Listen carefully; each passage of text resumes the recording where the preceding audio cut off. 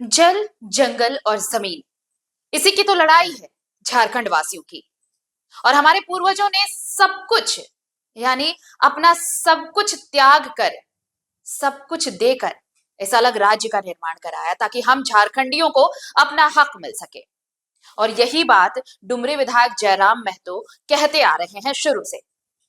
बोकारो में कल जिस तरह से अप्रेंटिस अभ्यर्थियों ने धरना दिया और धरने के बाद लाठीचार्ज हुआ और एक शख्स की मौत भी हो गई, उसके बाद भी क्या बवाल मचा ये सबने देखा। ये वो विस्थापित हैं जो पिछले 15 सालों से रोजगार की मांग कर रहे हैं। 10 सालों में कंपनी ने, बीएसएल ने ये वायदा किया कि जो विस्थापित हुए हैं उनको नौकरी दी जाएगी, उन्हें नियोजित किया जाएगा। कई बार परीक्षाएं भी ली गई हैं, लेकिन अब तक नियोजन नहीं मिला है। और यही तो मांग कर रहे थे ये अभ्यर्थी कि उन्हें ऑफर लेटर दिया जाए। जब जमीन हमारी ले ली गई तो हमें नियोजित क्यों नहीं किया जा रहा? बार बार कंपनी की तरफ से सिर्फ और सिर्फ वायदे ही हो रहे थे, लेकिन हुआ कुछ नहीं।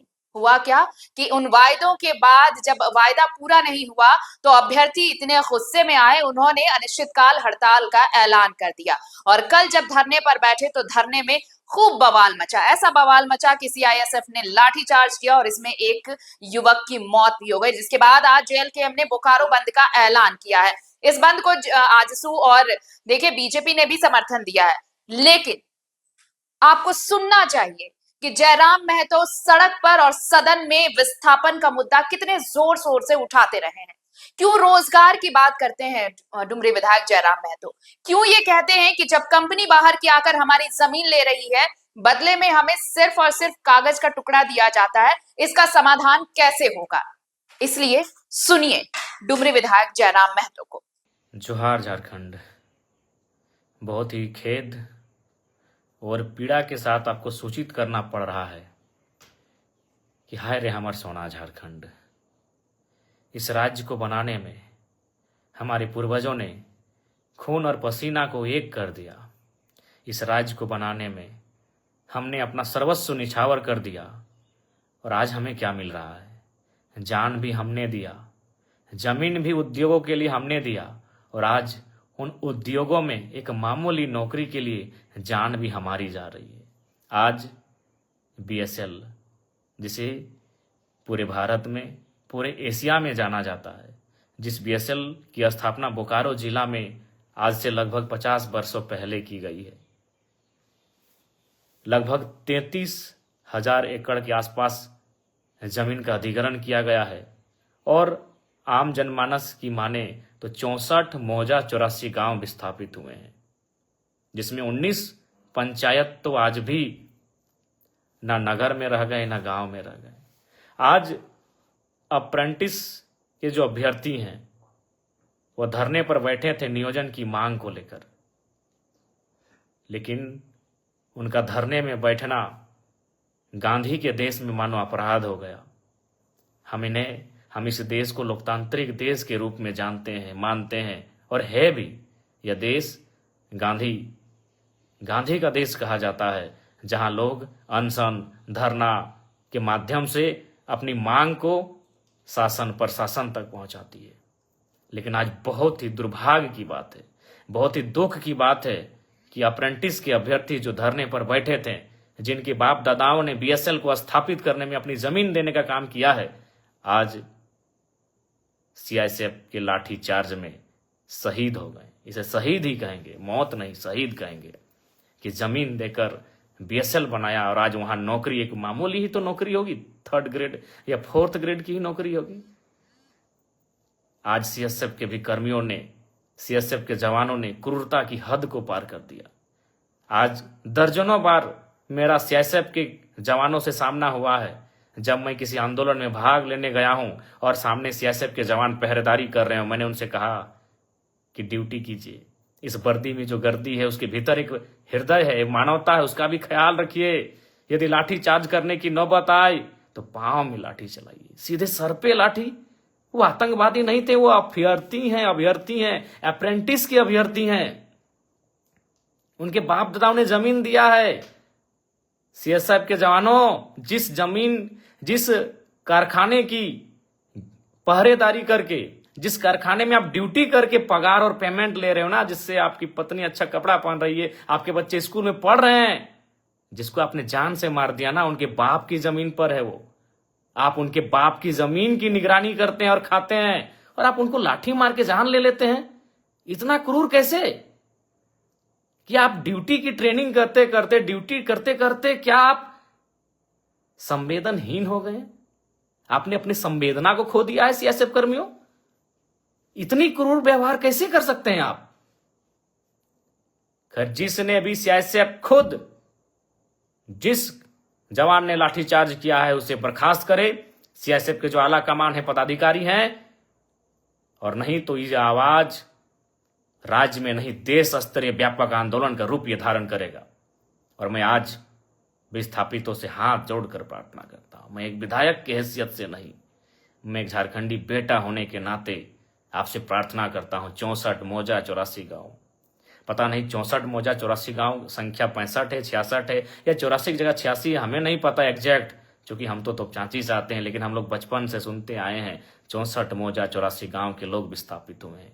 आज तो कम से कम एक हो जाओ, एक बेटे की बेरहम मौत को देखकर तो एक हो जाओ। 64 मौजा 84 गांव बीएसएल के तमाम विस्थापित, आज तो एक हो जाओ।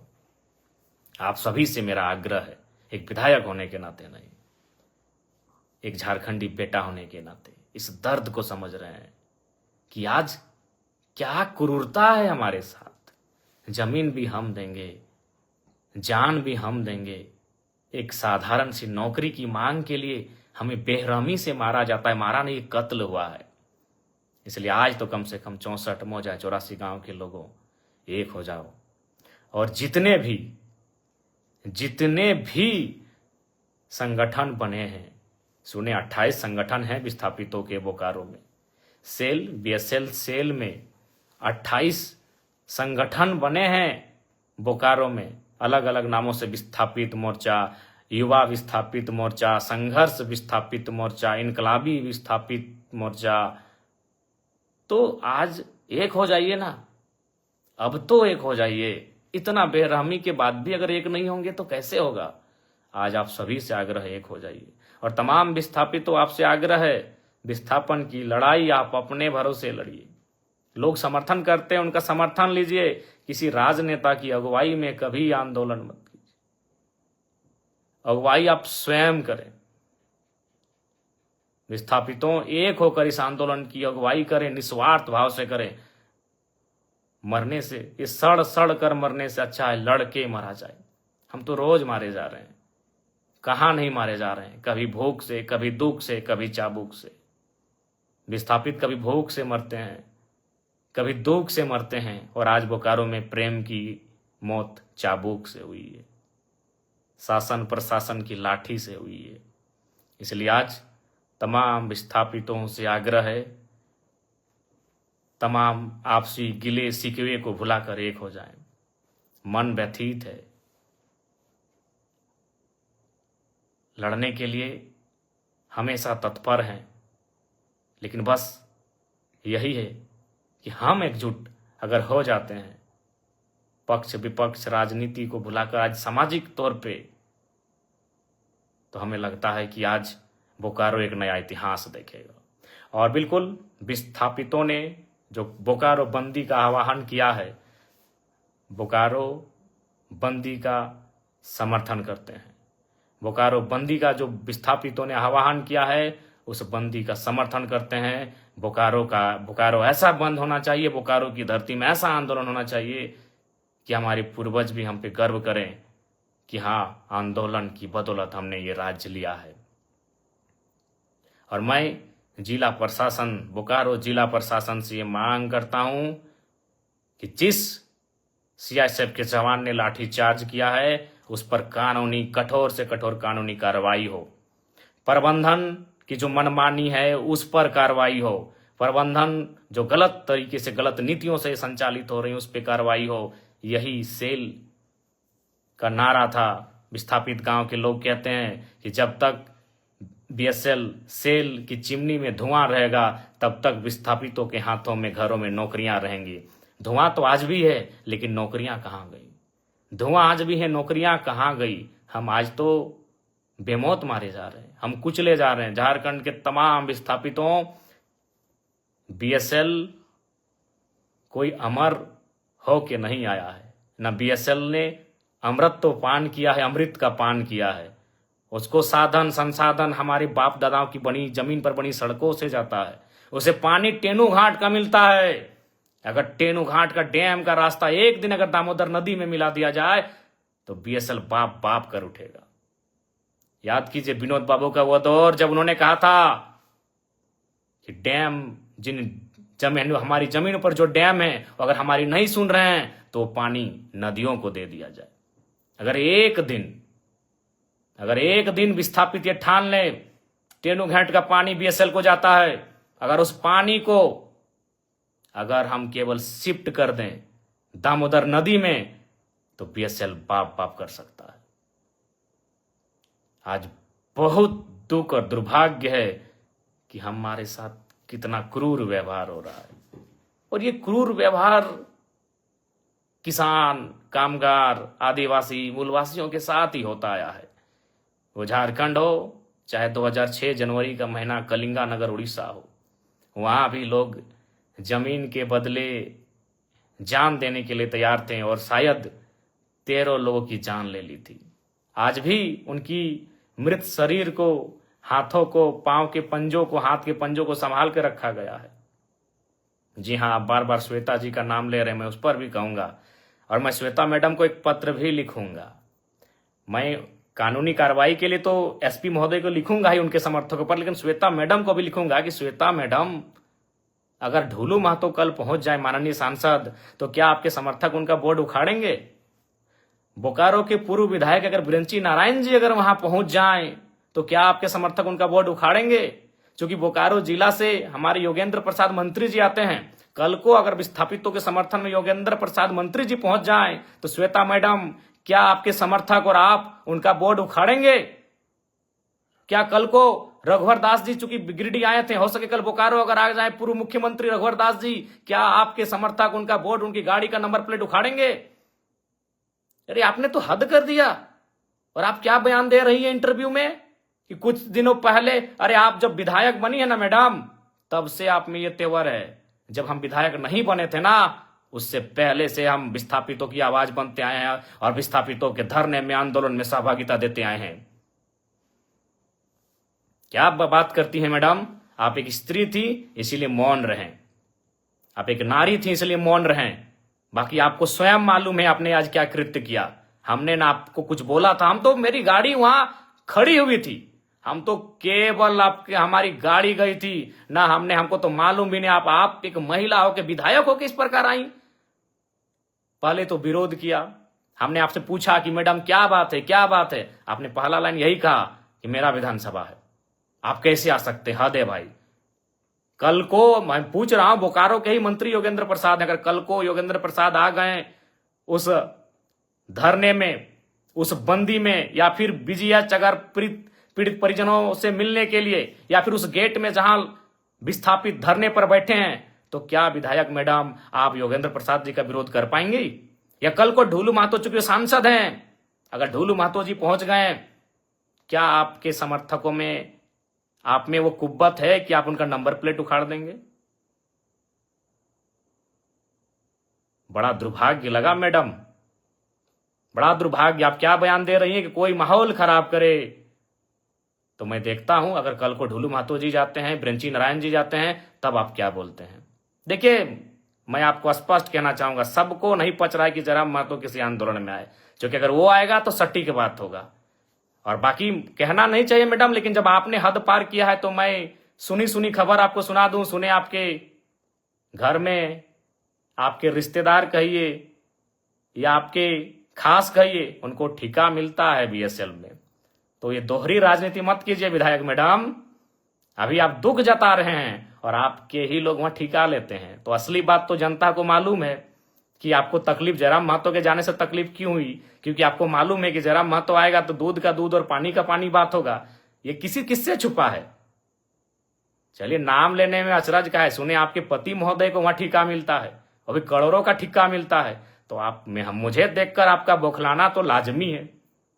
चलिए फिर भी बुरा नहीं मानते हैं, क्योंकि लड़ाई विस्थापितों की है, लड़ाई विस्थापितों की है। बाकी हमारे समर्थक, हमारे कार्यकर्ता आपको मर्यादित रूप में उत्तर दे देंगे। आपको गांव जाना है, गांव में हमारे कार्यकर्ता, हमारे समर्थक आपको उत्तर दे देंगे, नियमता देंगे। लेकिन आपका ये जो बयान, ये भर्सन कि बोकारो मेरा है, बोकारो विधानसभा मेरा है, वही तो हम देख रहे हैं। अगर कल योगेंद्र प्रसाद, चूंकि वो तो गोमिया के विधायक हैं, आपके हिसाब से वो गोमिया के विधायक हैं, अगर वो कल चले जाते हैं माननीय योगेंद्र प्रसाद, तब आपके समर्थक उनका बोर्ड तोड़ते हैं कि नहीं तोड़ते, ये भी हम देखेंगे। डोलू महतो जी अगर चले जाते हैं तो आपके समर्थक उनका बोर्ड तोड़ते हैं कि नहीं तोड़ते हैं, हम ये भी देखेंगे। और अगर ब्रंची नारायण पूर्व विधायक बोकारो अगर जाते हैं कल विस्थापितों से मिलने या धरना स्थल पर, तो आपके समर्थक उनका बोर्ड तोड़ते हैं कि नहीं तोड़ते हैं, यह भी हम देखेंगे। ये दुर्भाग्यपूर्ण है, आपकी संकीर्ण सोच को आश्चर्य लग रहा है कि आप इतना संकीर्ण, आपकी सोच कैसे हो गई आज। खैर, सोच आपकी संकीर्ण कैसे हुई, और हमको बिल्कुल स्पष्ट कहेंगे, झारखंड वासियों, विस्थापितों, विधायक मैडम के साथ जितने लोग पीछे खड़े थे, आप करीब से उनको चेक कर लीजिए, वो झारखंडी नहीं थे। विधायक मैडम के पीछे जितने लोग थे, जो बोर्ड हमारी गाड़ी का, चूंकि हम पीछे आ गए, हमारे समर्थक भी हमें घेर लिए थे, हमारे समर्थक नहीं, जो विस्थापित लोग थे धरने की, दादा आप मत जाइए उधर, उसी बीच उन्होंने हमारी गाड़ी को तोड़ फोड़ करना शुरू किया। और हमने पहले ही कह दिया था कि उनको जो करना है करे, वो नारी हैं, हम कुछ नहीं बोलेंगे। बल्कि हमने आपको प्यार से बुलाया कि मैडम बात क्या है, क्यों यह व्यवहार आप कर रही हैं। तो ये बहुत ही दुर्भाग्य की बात है, आपका जो ये व्यवहार रहा, ये बहुत ही दुर्भाग्य की बात है। लेकिन फिर भी हम उस पर चर्चा नहीं करेंगे, क्योंकि यहां सवाल विस्थापितों के साथ न्याय का है। बाकी आपको हम एक पत्र लिख रहे हैं, उस पत्र का आशा करते हैं आप उत्तर देंगे। पुनः विस्थापितों, आपसे यही कहेंगे कि आप अब तो एकजुट हो जाइए, आप एकजुट हो जाइए। कब तक अलग अलग बैनर में, कब तक अलग अलग नामों से, युवा विस्थापित मोर्चा, क्रांति विस्थापित मोर्चा, उलगुलान विस्थापित मोर्चा, किसान विस्थापित मोर्चा, कब तक? अभी समय है, एकजुट हो जाइए। और आप सभी से आग्रह है, और फिर कहेंगे, हम तमाम विस्थापितों से आह्वान करेंगे, कल बोकारो का जोरदार बंद किया जाए। मैं तमाम विस्थापितों से आह्वान करूंगा, तमाम विस्थापितों से अनुरोध करूंगा, कल बोकारो जोरदार बंद होना चाहिए। जोरदार बोकारो बंद का हम लोग समर्थन करते हैं, और बिल्कुल समर्थन ही नहीं करते हैं, एक कोने में हम भी खड़ा रहेंगे, एक विस्थापित का बेटा बनकर, एक विस्थापित का भाई, एक विस्थापित का सहयोगी बनकर एक कोने में मोर्चा संभाल के हम भी खड़ा रहेंगे। एक नेता की हैसियत से नहीं, एक विधायक की हैसियत से नहीं, एक झारखंडी की हैसियत से हम भी एक कोने में, जहां आप बंद करेंगे वहां हम एक कोने में खड़ा रहेंगे। कल चूंकि हमारा गिरिडीह में उपायुक्त से पूर्व का एक कार्यक्रम है, उपायुक्त और 6 के 6 विधायकों के साथ आधा घंटा का बैठक है। उस बैठक को समाप्त करके हम निस्संदेह बोकारो की धरती में आएंगे। तब तक हमारे जितने भी समर्थक हैं, हमारे जितने भी चाहने वाले हैं, हमारे जितने भी कार्यकर्ता हैं, उन सभी से मेरा आग्रह होगा, बोकारो बंद का जोरदार समर्थन करेंगे, विस्थापितों की आवाज को बुलंद करेंगे। और प्रेम महतो जिनकी बेरहमी से हत्या हुई, इस हत्या नहीं, ये शहादत कहें, उन्होंने विस्थापितों के लिए शहादत देने का कार्य किया है। आज बस आग्रह यही है कि इस बार एकजुट हो जाइए। और छोड़िए विधायक मैडम, सबको मालूम है उनको हमारे नाम से चिड़चिड़ा हुई, हमारे नाम से उनको क्यों तकलीफ हुई, किसी से छुपा नहीं है। क्योंकि हम तो वही पूछ रहे हैं ना भाई, हम दूसरा क्षेत्र का विधायक थे। अरे मैडम, हम जेल कैंप पार्टी के केंद्र अध्यक्ष हैं, 40,000 वोट हमें भी मिला है बोकारो विधानसभा से, इस बात को भूलिए मत। और हम देख रहे हैं ना, कल जा रहे हैं, मंत्री महोदय सुनने जा रहे हैं, योगेंद्र प्रसाद जी, डोलू महतो जी जाएंगे, देखते हैं आप विरोध करते हैं कि नहीं, देखते हैं भैया, हम भी देखते हैं। बाकी पुनः कहेंगे, 64 मौजा 84 गांव, एकजुट हो जाइए। और सीआईएसएफ के जवानों, इतना क्रूर कैसे? भगत सिंह सही कहते थे कि आजादी तो हम अंग्रेजों से ले लेंगे, लेकिन क्या हुआ, आजादी गांव तक जाएगी या अमीरों के हाथों में रह जाएगी? बिल्कुल अमीरों के हाथों में यह आजादी है। आज भी उद्योग घरानों के हाथों में आजादी है। उनके इशारे पर पुलिस काम करती है, उनके इशारे पर प्रशासन काम करती है। और मैं झारखंड पुलिस से भी आग्रह करूंगा कि ये आपका क्षेत्र था। झारखंड पुलिस से भी मैं आग्रह करूंगा कि आप सुरक्षा दें, विस्थापितों के आंदोलनकारियों को सुरक्षा दें, विस्थापितों की आवाज को सुरक्षा दें। मैं धन्यवाद, माफ कीजिएगा, मैं बोकारो उपायुक्त मैडम से भी कहना चाहूंगा, जो लोग दोषी हैं उन पर कार्रवाई की प्रक्रिया को फौरन आरंभ करें। विस्थापितों की आवाज बुलंद हो, विस्थापितों को न्याय मिले, विस्थापित एकजुट हो। मैं यही चाहता हूं। जय झारखंड, जोहार झारखंड। अगर खबर पसंद आए तो आप QR स्कैन कर दें हमारा साथ। आपका एक छोटा आर्थिक सहयोग है हमारा बड़ा हौसला। द भारत मित्र, बुलंद भारत की बुलंद तस्वीर।